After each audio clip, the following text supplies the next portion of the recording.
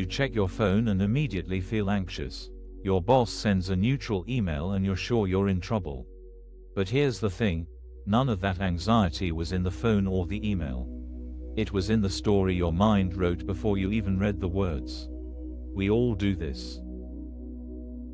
Every single day, we look at the world through glasses covered in writing, our judgments, predictions, fears, assumptions. And most of the time, we're not seeing what's actually there. We're reading the writing on the lenses. This lesson teaches that wanting to see clearly, really see what's actually happening versus the stories we create, can become our strongest desire. It's about recognizing that most of our daily stress comes not from what we're looking at, but from the mental commentary we layer on top of everything we encounter. Think about Sarah. She opens her laptop one morning to find 3 unread emails from her manager. Before she reads a single word, her stomach knots up. Her hands get clammy. Her mind races, something's wrong. I missed something important. She's probably frustrated with my work. Maybe that project didn't land well. Oh God. What if there's been a complaint? For 5 full minutes, she sits there, cursor hovering over the first email, living in complete stress. Her heart's pounding. She's already crafting defensive responses in her head. Finally, she clicks. The first email, it's about updating her emergency contact information. The second is a company newsletter. The third asks if she's available for coffee next week to discuss a new opportunity. Nothing threatening at all, but for those 5 minutes, she lived in a reality that existed nowhere but in her head. The anxiety, the defensive planning, the physical tension, all of it came from the writing on her glasses, not from what was actually there.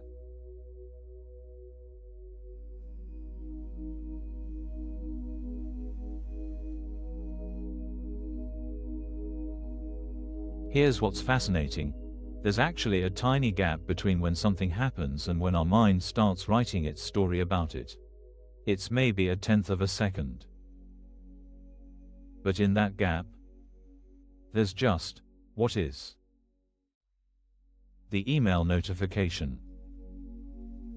The text message. Your partner's expression, just the raw data before interpretation. But we're so practiced at instant interpretation that we don't even notice the gap anymore. It's like our mind has a story-generating machine that runs on autopilot. Neutral face. They're mad at me. Delayed response. I said something wrong. Change in routine. Something bad is about to happen. Sarah's mind didn't wait to see what was in those emails. It immediately wrote a story. 3 emails from boss equals trouble. And her body believed every word of that story. Her nervous system responded as if the threat was real. As if she was actually in danger. This is what we mean by reading the glasses instead of seeing through them. The writing on the lenses, our instant interpretations, becomes more real to us than what's actually happening. But when you start noticing this pattern, something shifts. You catch yourself mid-story.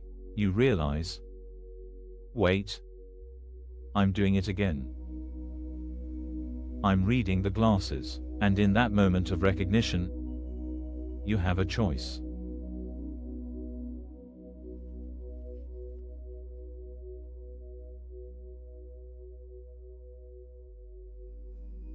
This is where today's insight gets interesting.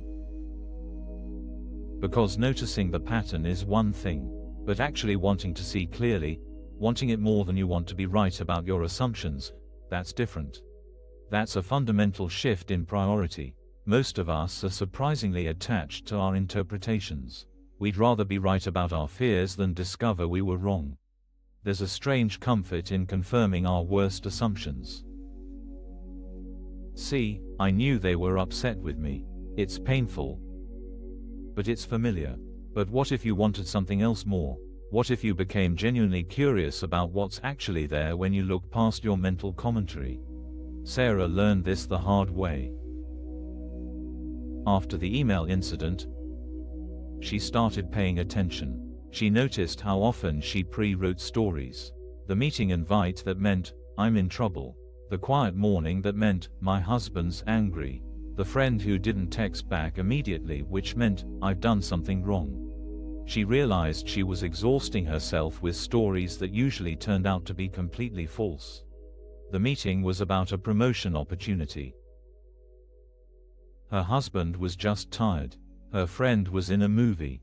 But here's the key: she had to actually want to see what was real more than she wanted to confirm her fears.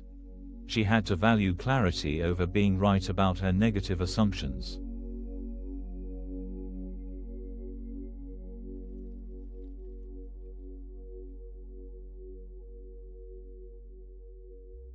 When this shift happens, when you genuinely prioritize seeing clearly, the relief is immediate. It's like you've been carrying a backpack full of rocks you didn't know you had, and suddenly you can set it down. Because most of what we're stressed about isn't actually happening. It's the writing on the glasses. It's the story we're telling ourselves about what might happen, what probably happened, what it all means. Sarah describes it like this: "I used to open my email and brace for impact. Now I open my email to read my email." It sounds so simple, but it changed everything. I'm not pre-living disasters anymore. The desire to see clearly doesn't mean you become naive or unprepared. It means you respond to what's actually there instead of what you imagine might be there. If there really is a problem, you'll see it more clearly without the fog of anticipated catastrophe.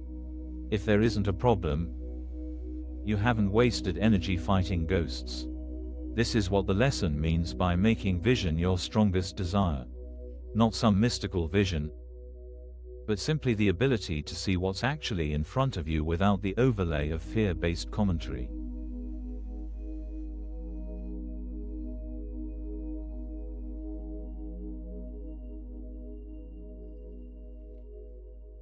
So how do we develop this? How do we strengthen the desire to see clearly? It starts with catching yourself in the act. Notice when your body tenses before you've even assessed the situation. Notice when you're crafting responses to conversations that haven't happened. Notice when you're reading the writing on the glasses.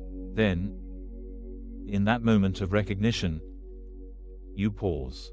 You ask yourself, what's actually here right now? Not what might be here, not what it might mean, but what's actually, factually present. An email notification. That's all. Not a crisis, not a confrontation, just a notification that someone sent you information. You don't know what kind of information until you look, and even then, you can see the information without immediately writing a story about what it means. This isn't about positive thinking or pretending everything's fine. It's about accuracy. It's about seeing what's real so you can respond appropriately instead of shadowboxing with your own projections. Every time you choose to see clearly instead of confirming your fears, you strengthen that desire. You build evidence that reality is usually less threatening than your interpretations. You discover that clear seeing actually makes life easier, not harder. Sarah now has a practice. Several times a day, she'll notice she's reading the glasses and she'll pause. She'll say to herself, I want to see what's actually here. Not as a spiritual mantra, but as a practical reset, a return to what's real. And each time she does this, the writing on the glasses gets a little lighter. The gap between event and interpretation gets a little wider. The choice to see clearly gets a little easier, because ultimately, that's what this is about, choice. The choice to live in reality instead of in our fearful projections about reality. The choice to see through the glasses instead of reading the writing on them. The choice to prioritize clarity over being right about our worst assumptions. When you make that choice, When you genuinely want to see more than you want to confirm your fears, you discover something beautiful. Most of the weight you've been carrying wasn't real. It was just writing on glass. And you can choose to look past it anytime you remember that's what you most deeply want. If this felt grounding, you're welcome to like the video and subscribe. No rush. Just a gentle way to stay connected as we continue.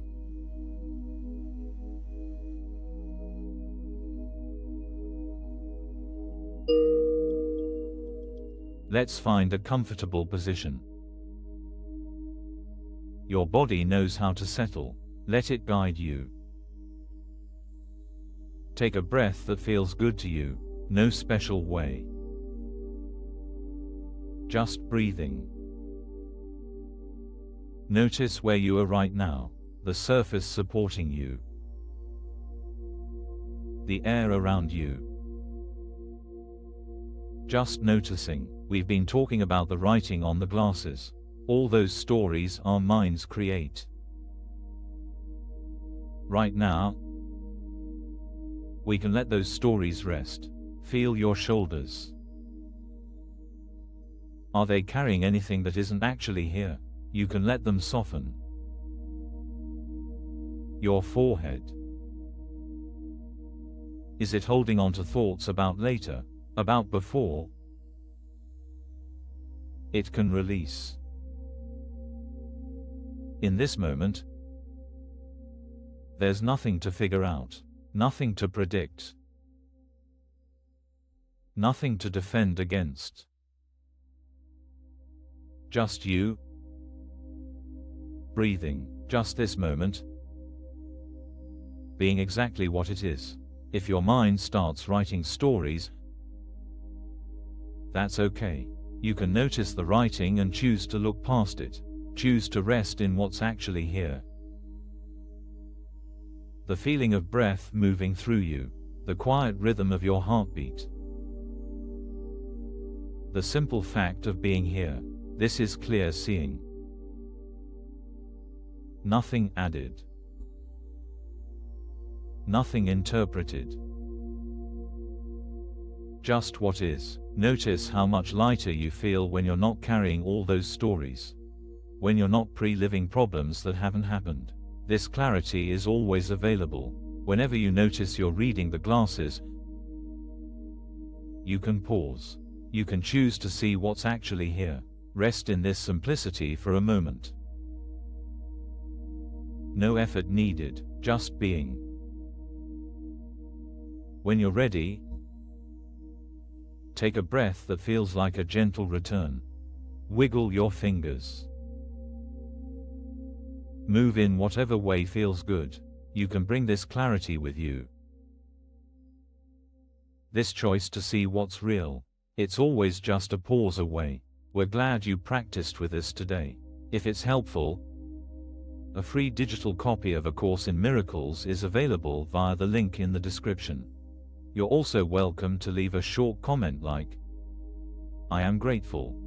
Thank you for spending this time with us." Remember, every moment you choose to see clearly instead of confirming your fears, you're giving yourself a gift. Be patient with yourself as you practice. The writing on the glasses didn't appear overnight, and it won't disappear overnight either. But with each choice to see what's actually there, you're creating more space for peace. Take care, and be gentle with yourself today.